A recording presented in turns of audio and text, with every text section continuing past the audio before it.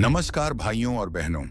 हम आपके लिए एक पुरानी कथा और कुछ अनसुलझे रहस्य की कथाएं लेकर आते हैं। उम्मीद करते हैं कि आपको यह पसंद आएगा।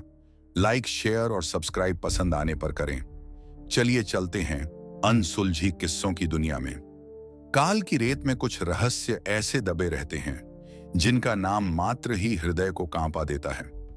यह कथा भी एक ऐसे ही युवक की है जिसने अप्सरा सिद्धि पाने के लोभ में अपने जीवन को एक ऐसी ओर मोड़ दिया जहां से लौटना केवल दुर्लभ नहीं, असंभव था। यह कथा है चंद्रशेखर की। बंगाल के सीमांत पर स्थित एक ग्राम था दुर्गा मठ, जहां काली की उपासना होती थी और रातें चुपचाप बीतती थीं। गांव में एक युवक रहता था, चंद्रशेखर। ब्राह्मण कुल में जन्मा, किंतु सांसारिक जीवन से विरक्त। बचपन से ही वह साधु संतों, तांत्रिकों और रहस्य ग्रंथों के प्रति आकर्षित था। एक दिन उसे एक वृद्ध साधु मिले जो बार बार एक ही बात कह रहे थे, जो अप्सरा को वश में कर ले वह काम, धन और सिद्धियों का अधिपति बन जाता है। किंतु वृद्ध ने कुछ कहने के पूर्व ही अपने नेत्र मूंद लिए और धीरे धीरे देह त्याग दी। पर चंद्रशेखर के भीतर वह बीज बो चुका था, अप्सरा सिद्धि का बीज। ग्राम के पास एक परित्यक्त पुस्तकालय था जो वर्षों से बंद पड़ा था। एक रात्रि जब चंद्रशेखर ध्यान में लीन था, उसे स्वप्न में एक आवाज सुनाई दी। पूर्व दिशा की अंधेरी कोठरी में गुप्त मंत्रों का रहस्य छिपा है। प्रातः होते ही वह पुस्तकालय गया और दीवार की दरारों में छुपा एक ग्रंथ निकाला, काम कल्प तरु तंत्रम। ग्रंथ में लिखे थे भयावह किंतु शक्तिशाली मंत्र, जिनके प्रयोग से अप्सरा को वश में किया जा सकता था। परंतु हर पृष्ठ के अंत में लिखा था, यदि हृदय निर्मल न हो, यदि संकल्प डगमगाए, तो अप्सरा नहीं मृत्यु मिलेगी। चंद्रशेखर ने गांव से दूर एक निर्जन वन में एक त्रिकोण यंत्र की स्थापना की और नियम पूर्वक 21 रात्रियों की साधना प्रारंभ की। मंत्र था एयूएम ह्रीं ऐं क्लीं रतिरम्या रंभा उर्वशी में वशम कुरु स्वाहा। हर रात वह काम कल्पतरु ग्रंथ के अनुसार नियमों का पालन करता, तेल का दीपक जलाता और अप्सरा को आह्वान करता। पहली 7 रातें तो नीरव रहीं, पर 8वीं रात्रि को चंद्रशेखर ने जब मंत्र का 11,000 जप पूर्ण किया तो हवा में गंध आई, छंपा की। दीपक की लौ तेज होकर नीली हो गई और फिर वायु कांपी और एक दिव्य आकृति प्रकट हुई।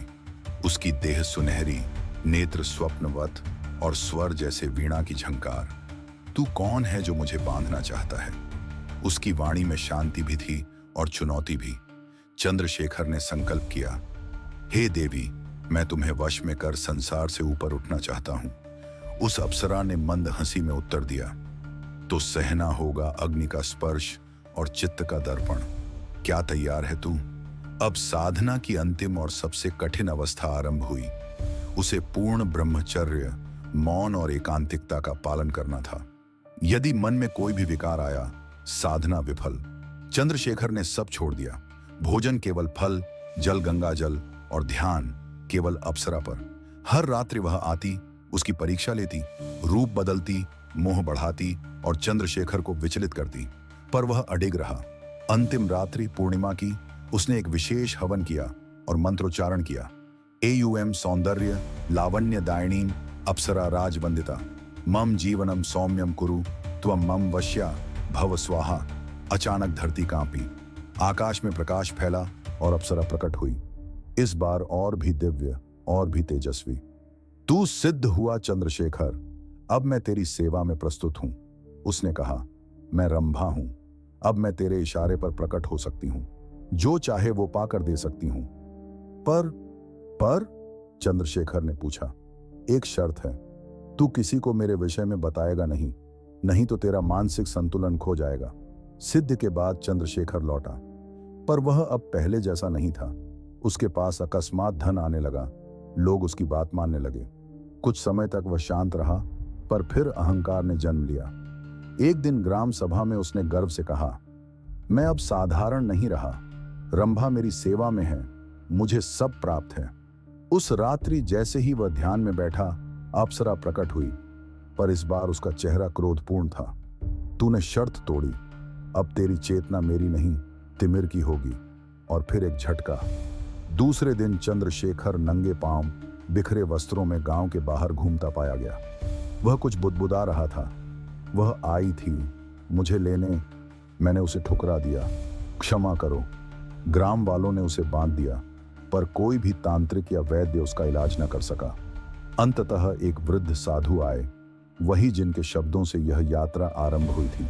उन्होंने कहा, जो तंत्र है वह अनुशासन मांगता है, लोभ और अहंकार नहीं।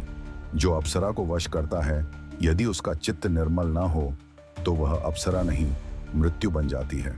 चंद्रशेखर को एकांत कुटिया में रखा गया। अब वह साधारण मनुष्य नहीं रहा।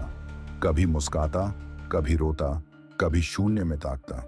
उसने तंत्र के सारे ग्रंथ जला दिए और कहा, ज्ञान का अधिकार केवल उस पर है जो ज्ञान को अपने भीतर संजो सके, नहीं तो वह आग बनकर सब जला देता है। आज भी दुर्गा मठ गांव में जब रात होती है तो वृद्ध जन अपने बच्चों से कहते हैं, तंत्र से खेल मत कर, सिद्धियां लोभ के लिए नहीं होती, याद रख, चंद्रशेखर की तरह मत बनना। कहते हैं, काम कल्प तरु तंत्रम का ग्रंथ अब भी कहीं जंगल की कोठरी में दबा पड़ा है और रंभा अब भी प्रतीक्षा कर रही है किसी और जिज्ञासु साधक की।